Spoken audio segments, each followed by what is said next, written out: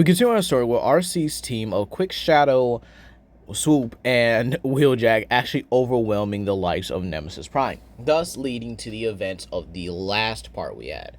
However, as they're pretty much done standing over the torn and beaten up body of Nemesis, a space bridge opens, and out comes Hardshell, Vex, and Swift, the current Monstercons, or gotta definitely figure out a new name for them now, considering the fact that they are their own thing.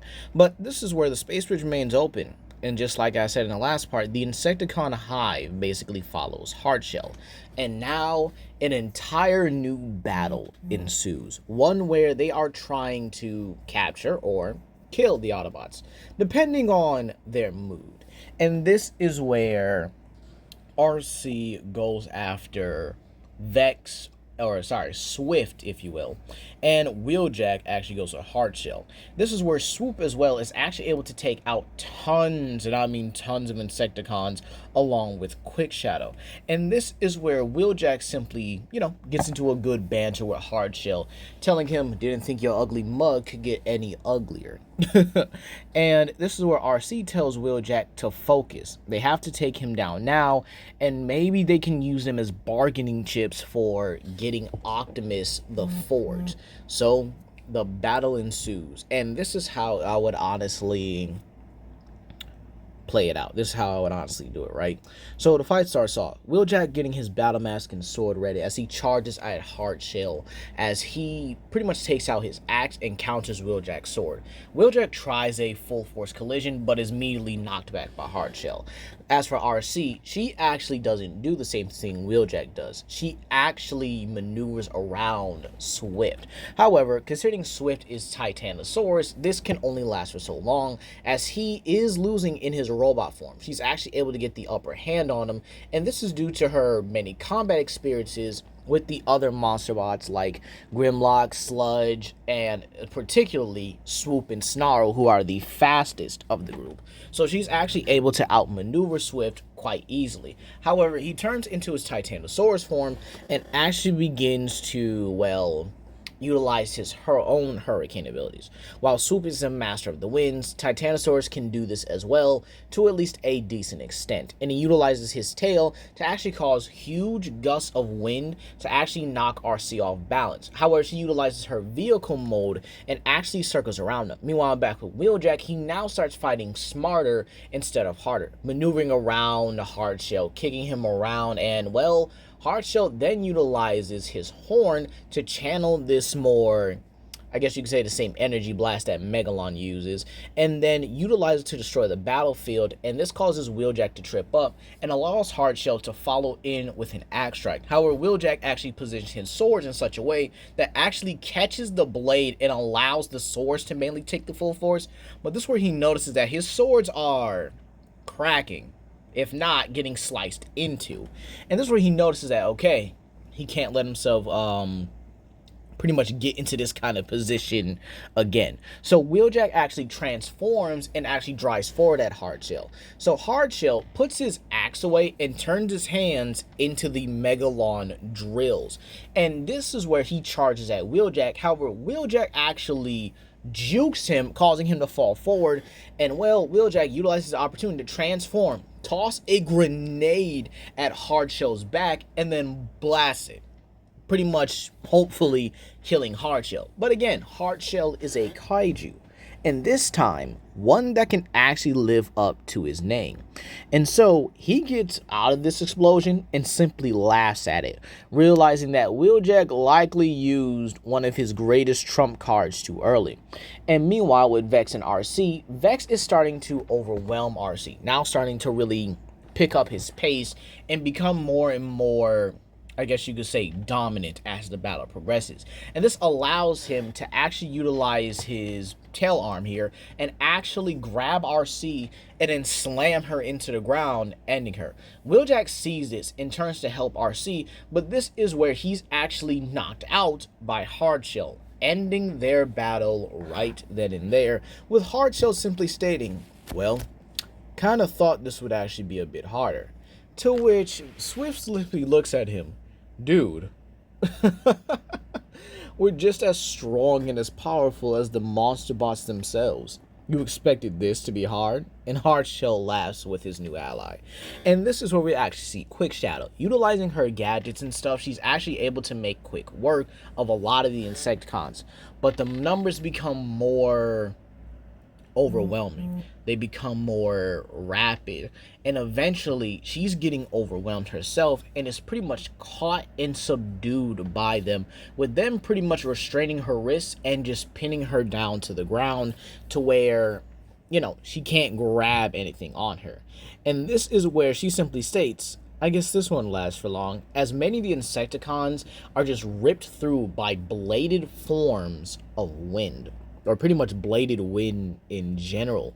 And this is where we actually see Quick Shadow actually utilize this to actually transform and get out of the way, or pretty much transform and duck. And this is where we actually get to see Swoop engaging with Vex. And this fight actually doesn't last long.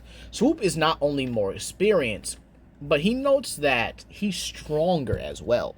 And he says, keep in mind, he's the weakest of his team physically, but he's the fastest. So he's able to subdue Vex rather easily.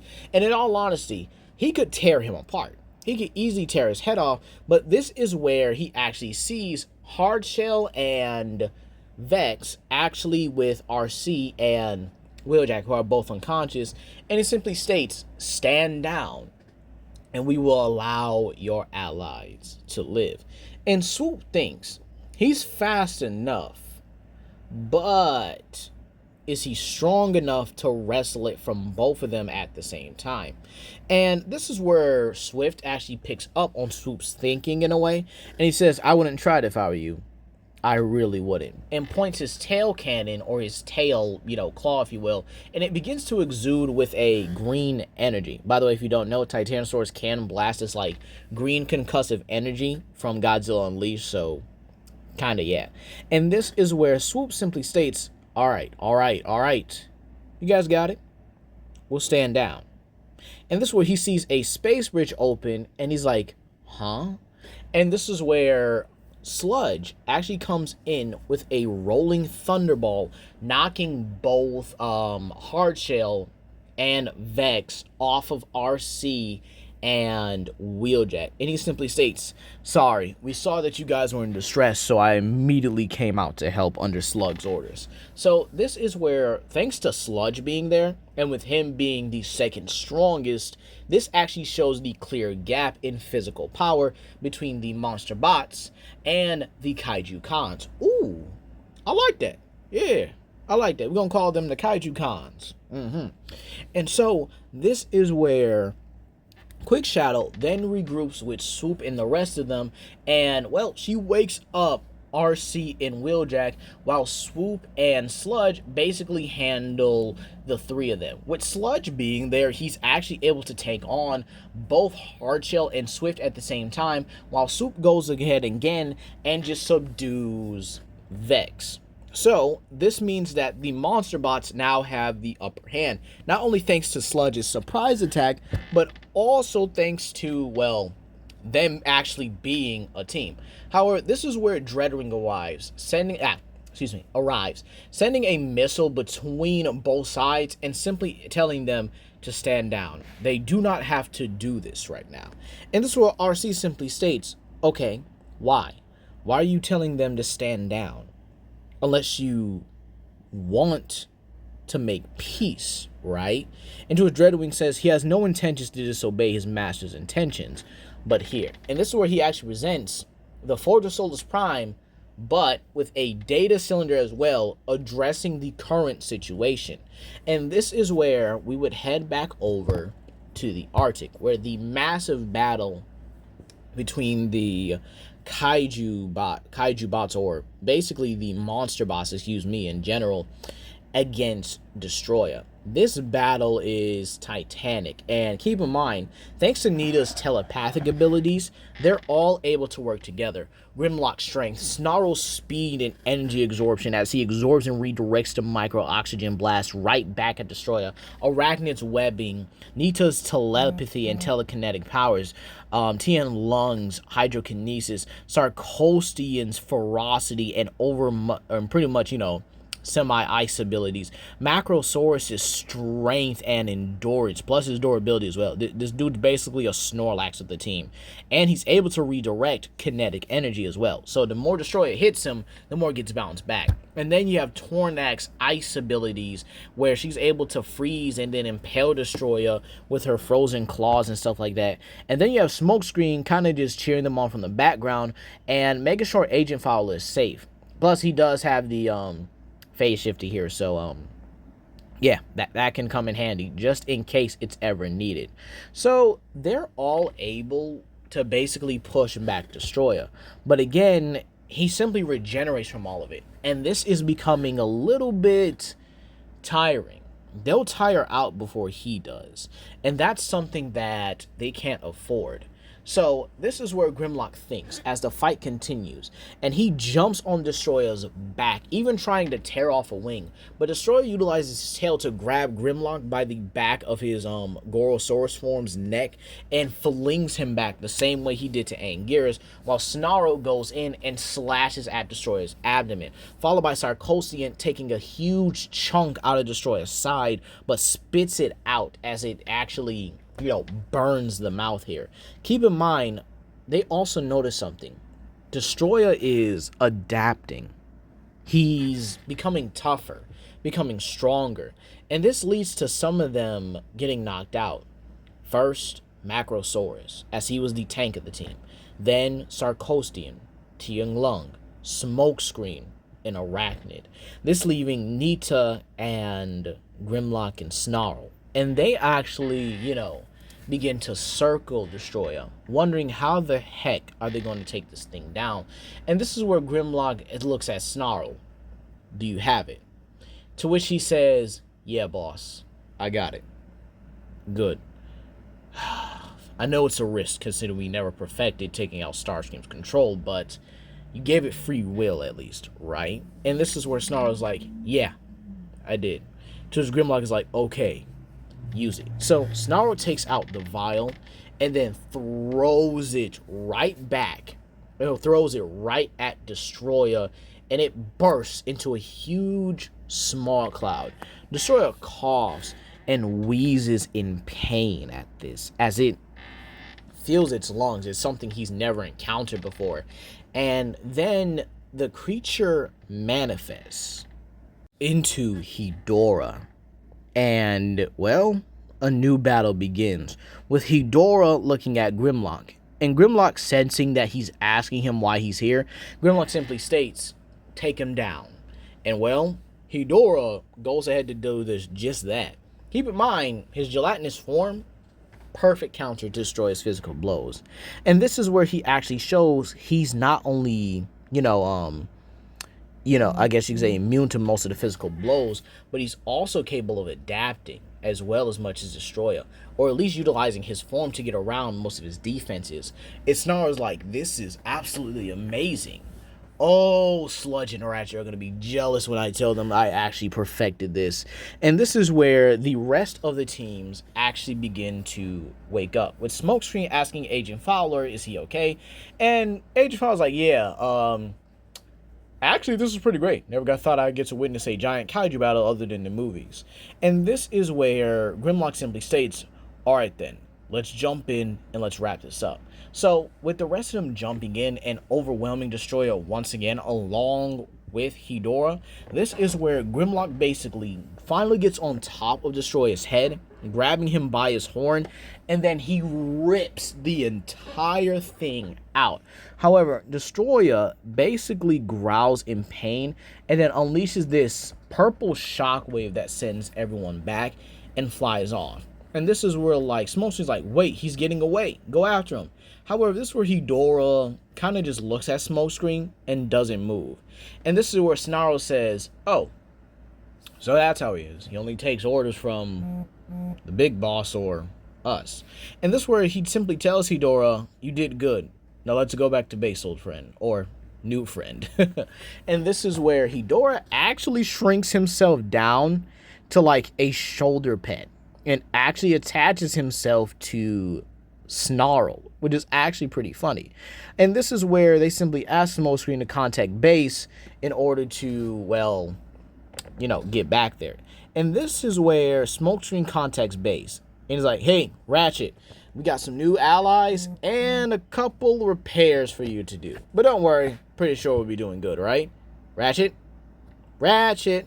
Well, this is where we pan over to the base, and Megatron and Starscream, well, Megatron with one arm and Starscream with the Renaissance Blaster, are standing over an unconscious Slug and Ratchet. But how did that happen?